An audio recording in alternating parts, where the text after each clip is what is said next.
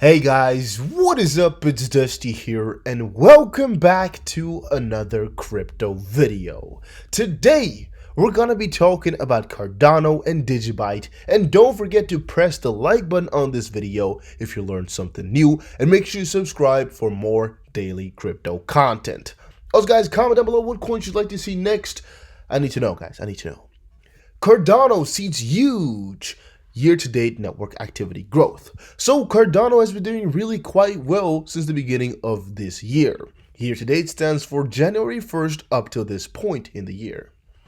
The network of Cardano has seen its network activity steadily rise this year, with metrics such as the number of daily active addresses, the total number of addresses, and the number of transactions all going up. According to the data into the coin block, according to data from Into the Block, the network reached its all-time high with almost 10,000 active addresses on February 12th, which is a 319% increase since January 1st. So to quickly summarize that, from January 1st up till now, February 21st, it has risen by 319% in active addresses, which is ridiculously crazy. The Cardano network is thriving with a huge increase in activity. So, according to the data from Into the Block, the blockchain has been thriving this year, seeing almost every network-related metric go up since the beginning of the year. In a February 17 tweet, the company showed that the number of daily active addresses on Cardano reached an all-time high of 9,760, and that was a 390% rise from 2,330 at the beginning of the year. And also, the active address ratio went up. So, the active address ratio on the network has seen a 231% rise from the beginning of the year. And the network's January 1st active address ratio was 0.58, and later on it was measured to be 1.93.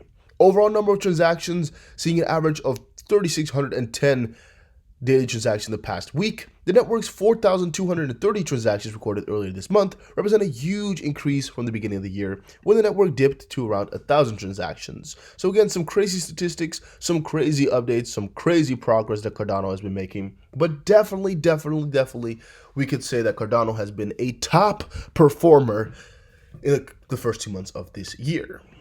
Then, Cardano hard fork successfully launched as Shelley mainnet looms. So yes, OBFT hard fork. IOHK CEO Charles Hoskinson has just made an announcement about the successful launch of the Ouroboros BFT hard fork, which bridges Byron with the forthcoming Shelley area. Hard fork successful, the OBFT era has begun. This is a stepping stone, because the upgrade of the Cardano Proof-of-Stake protocol took place on February 20th without actually affecting ADA users at all, which is actually really quite staggering, because if you think about it, how the frig would you do that, right? It's actually really quite elaborate and really quite strange how they, how they did that. The OBFT fork was deployed on the Federated Byron mainnet, and it represents an evolution of the original Ouroboros Classic protocol and allows Cardano to move closer to flipping the switch on centralization.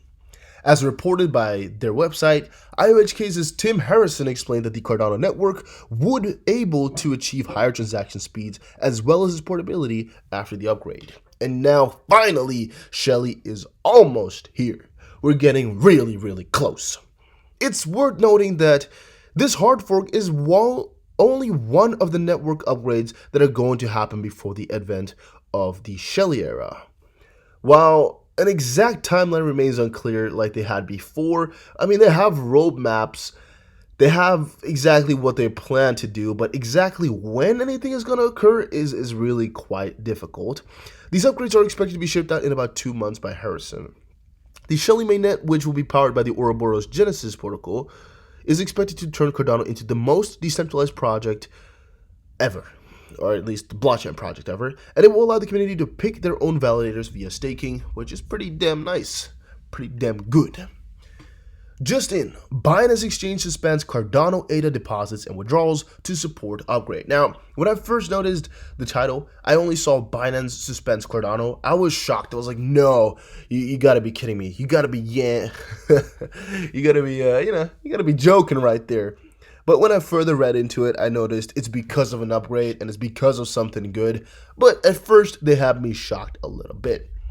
Binance Exchange announces a temporary suspension of the coin deposits and withdrawals from them, pending the upgrade of the blockchain.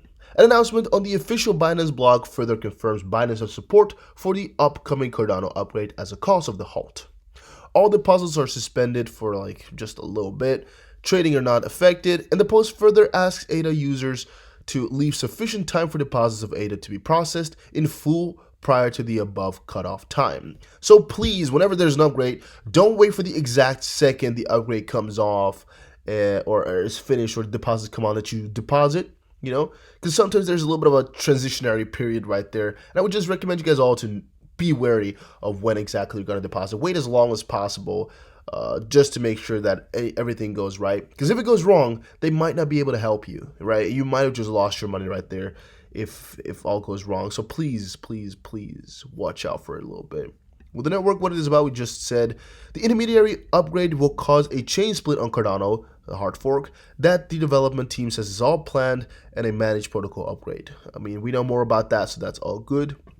I think we have a couple of other articles about exactly the same topic. As you can see right here, Cardano inches a step closer to Shelley after hitch-free OBFT update. Yes, so quickly to what OBTF is. The Cardano Distributed Ledger Technology project has successfully carried out the Ouroboros Byzantine Fault Tolerance hard fork, a huge milestone that lays a solid foundation for the launch of Shelley, according to a tweet yesterday. So yes, that's pretty amazing. That is pretty amazing. Pretty good, guys. OBTF era has begun. OBFT. Cardano OBFT era has begun. Charles Hoskinson about privacy and cryptographic structures in private assets. Yeah, I mean, it's pretty much the same thing. Here's just a little bit about what Charles Hoskinson has said, but I don't think it is that interesting or that necessary to read more into. If you move forward a little bit again, we'll click that away. Cardano latest update. Cardano successfully launches OBFT hard fork in preparations for Cardano Shelley area. So, kind of why I'm showing you guys this 7 times instead of only once is because normally with Cardano, they get an article here and there. They get an article here, and then a week later they get another article. But here, every news outlet has posted about this. Every news outlet is talking about this. Everybody's happy for Cardano. And I think that says something, because normally they don't get this amount of attention. So this is really, really nice to see. I'm really happy for them. Right, Digibyte. Digibyte founder on why Digibyte is better than Bitcoin. It's cheaper and 40 times faster.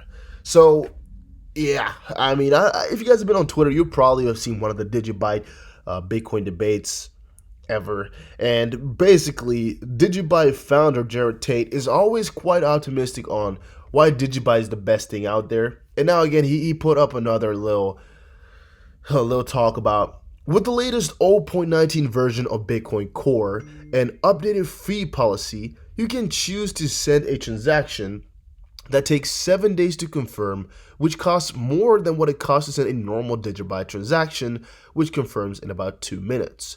This is why Digibyte is 40 times faster than Bitcoin. Try it yourself. So yeah, you could, hypothetically speaking, I mean, it's an option. You could, if you wanted to. So, yeah, I mean, wow, yeah, basically, period. I don't guess there's much else to say right there. In a second tweet, the Digibyte founder quipped that using a bank would even be better than sending a B2C transaction that takes 1 week before it's confirmed, because banks allow 2 to 5 business days. Predictably, he goes ahead and suggests that adopting Digibyte for transactions would be much wiser. Seriously, is what he says. Who would ever send a Bitcoin transaction that takes 7 days to confirm? Might as well go back to the bank's ACH system that takes 2 to 5 business days, or just use Digibyte. So yeah, I don't personally know either why people would ever take 7 days, or why they would ever choose that option. Why would you ever want your transaction to take 1,008 blocks or 7 days? I don't know. You tell me. I have no idea. I have literally no idea. No idea. Maybe if you really don't, maybe you really can't pay the fees or something like that. I don't know though. It seems pretty out of the ordinary to me why you would ever even think about doing that. In all fairness, does it matter? Well, yes, I do think it actually matters. But here, kind of the thesis is, does it matter because Bitcoin is a store of value and not something you'd use to transact with? Well, I think it does still matter, because people, even if it's a store of value, you want your coins to come in quickly, right? You want to make sure that within the time that it takes for you to get it from the exchange to your wallet or to your area of holding, you don't want the value to have dropped by 100%, right, to zero. For example, within that time period, what if, for example, 6 days it does nothing, then the 7th day it completely shits down to the bottom, right? You would have wanted a chance to, do something in that meantime. 7 days is a very, very long time. It's a whole week. If you start on December 24th, Christmas Eve, you're gonna get it the next year. That's pretty stupid if you ask me. So the Digibuy Foundation Inc.'s partnership deal with Safe Haven, we briefly discussed this previous times, but I just noticed here that they're a little bit late on all of this news. Just notice they post all of this on the 19th of February, which is 2 days ago. I saw 2 articles about it here on the 20th, even though we covered all of this a little bit earlier already. So I don't really know if I missed something and something is new, because I think we talked about this even before this announcement came up live on the Digibuy Foundation Twitter. I think it was reported even earlier than this. But yeah, the tweet reads, the Digibuy Foundation is very excited to announce the partnership with Safe Haven IO. We are also very grateful to announce Safe Haven as our gold partner in sponsoring of the Digibuy Foundation, or their new Digibuy Foundation. All right. Details can be found right there. Well, you can read up on it. I don't personally care. But yeah, I guess Safe Haven is now their first or the most official or whatever, their gold partner, I don't know, sponsoring the Digibuy Foundation. If you don't know the Digibuy Foundation, it's something we talked about previous video, where they're now making a foundation that's built upon donations to, of course, excel Digibuy. It's pretty obvious, it's pretty nice. But on the contrary, I think the foundation is always there as a part to take profit and to also make sure that a lot of the profits that come from Digibuy themselves can be put into pockets instead of needing to be spent on ecosystem or ledger. But hey, that's just my personal opinion. You may agree, you may completely disagree. Everybody must have a different opinion on that one. Maybe mine is a completely unpopular opinion. It's definitely possible. But hey, I'm still reporting on Digibuy as I like to. So yeah. Guys, don't forget to put in the comment section down below what coins you'd like to see next. Because here we've been talking about Cardano, we've been talking about Digibuy, but there must be a lot of coins that you really like to talk about. And you need to let me know in the comment section. Just put down below, hey man, can you talk about Holo? Hey man, can you talk about Nano? Hey man, can you talk about XTZ, XTZ, whatever. Just type any coin you'd like to hear about. Please not Chainlink, because I get too many of those advertisements in the comment section. But any of the other coins, definitely worth it if you guys just let me know.